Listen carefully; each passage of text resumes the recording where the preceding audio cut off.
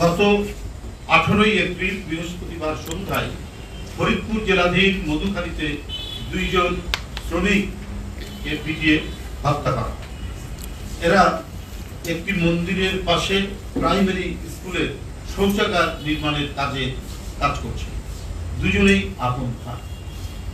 এই মর্মস্পর্শী নির্মমতা আর কতদিন চলবে, আর কত? এবং দুইজনে কিন্তু কিশোর,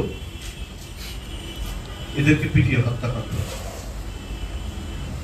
আমি এটা তীব্র নিন্দা প্রতিবাদ জানাচ্ছি এই ভয়ঙ্কর পরিস্থিতি। পাশাপাশি বিএনপির পক্ষ থেকে একটি নিরপেক্ষ এবং সুষ্ঠু তদন্তের জন্য একটি তদন্ত কমিটি করা হয়েছে। বিএনপির ভাইস চেয়ারম্যান অ্যাডভোকেট নিতাই রায় চৌধুরীকে আহ্বায়ক করে একটি কমিটি গঠন করা হয়েছে। এই কমিটির অন্যান্য সদস্যরা হলেন বিজন কান্তি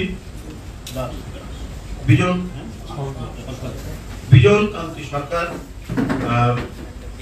সরকারের সাবেক যুগ্ম সচিব আর বিএনপি চেয়ারপারসন এন্ড উপদেষ্টা কাউন্সিলের সদস্য বিজন কান্তি সরকার সদস্য রয়েছেন ব্যারিস্টার রুহুল কুদ্দুস কাজল, বিএনপির জাতীয় নির্বাহী কমিটির সদস্য, তিনি সদস্য রয়েছেন বিএনপির জাতীয় নির্বাহী কমিটির ফরিদপুর বিভাগীয় সাংগঠনিক সম্পাদক শামা ওবায়েদ, সদস্য রয়েছেন বিএনপির সহ ধর্ম বিষয়ক সম্পাদক অমরেন্দু দাস অপু। বন্ধুরা,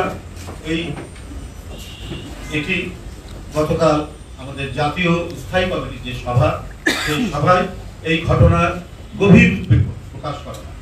গতকাল জাতীয় স্থায়ী কমিটির সভায় এই মর্মান্তিক মর্মস্পর্শী ঘটনার এই নির্মম হত্যাকাণ্ডের গভীর উদ্বেগ প্রকাশ করা হয় এবং উদ্বেগ প্রকাশ করে এটি সুষ্ঠু এবং নিরপেক্ষ তদন্তের জন্য একটি কমিটি গঠনের সিদ্ধান্ত হয়, যা আপনাদের সামনে আমি এখানে উপস্থাপন করব। আপনাদের সকলকে ধন্যবাদ।